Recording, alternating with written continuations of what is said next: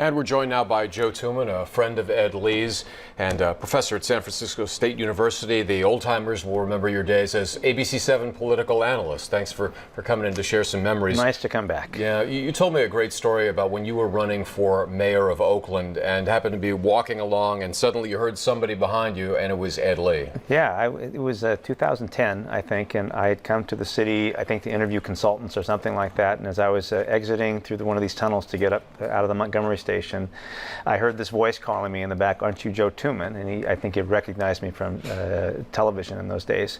And he and his two lieutenants, he had two guys, one on each side of him, quickly advanced their cards. This is back in the era when we used to give business cards, and introduced himself. And he said very kindly to me, I was a neophyte at running for office, if you would like some advice about city administration, come see me.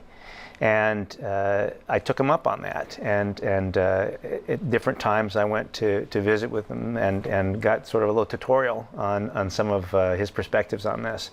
And it was some time later, we had a lunch date scheduled. I was coming to see him one more time, and he had become the mayor by that point. And I remember walking into his office, and I said, "Your life has changed quite a bit since the first time we met." And he said, "You have no idea."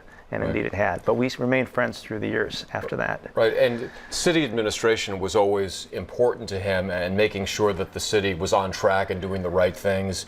You had a great story about, I guess we could call it the incognito Ed Lee. Yeah.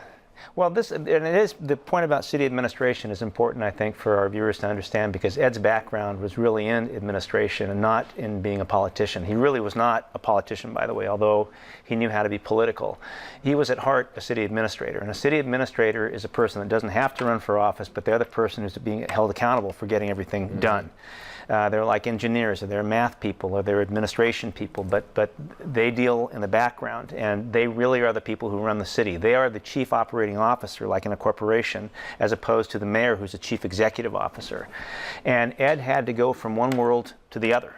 And so there was a time, to your point about this story, that my wife and I and our kids were here in the city doing a little holiday shopping one evening, and it turned out to be right after they had started digging up around Union Square, right? that ground, that street that was going to house the new subway. And so we ducked into a shop, a shoe store there that doesn't exist anymore, Arthur Barron's. And while I was walking around upstairs in the midst of all these shoes, I heard this sound. It said, "Sss." And I looked around, and again, "Sss."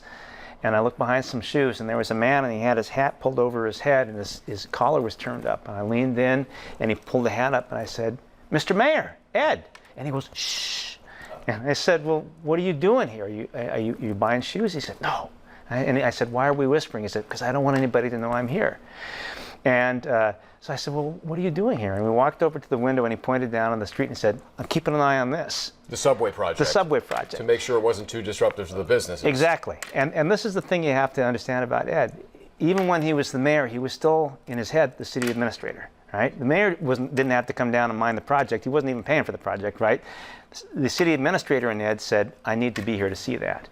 And I think this was always the struggle that he faced as he blossomed into becoming someone who could win elections and became not just a local force, but really a nationally renowned mayor of a big city. He was still in his heart, I think, the city administrator who became a mayor in this way. He was a guy who was not a politician. He was political, but he wasn't a politician. And if you met him today, if he was still with us, unfortunately, you would say to him what I said to him, which was, "How's a nice guy like you end up with a job like this?" Right? Well, he was truly a nice guy, and I think we could talk about a lot of accomplishments and his legacy, but ultimately all of us that interacted with him will remember Ed Lee as being just a really he was a nice really guy. Good human being. On the subject of his legacy, I know a lot of people in other less reputable networks were quick to jump on sanctuary cities and try and bash him on this, which I think is unfair. I think his legacy, if you want to ask me as his friend, was the profile of the city you see when you're coming across the bridge. This city is different, and not all of that is great. There has been some gentrification on the rest of it, but this is a bigger, more powerful city than it was before, and that change happened on Ed's watch.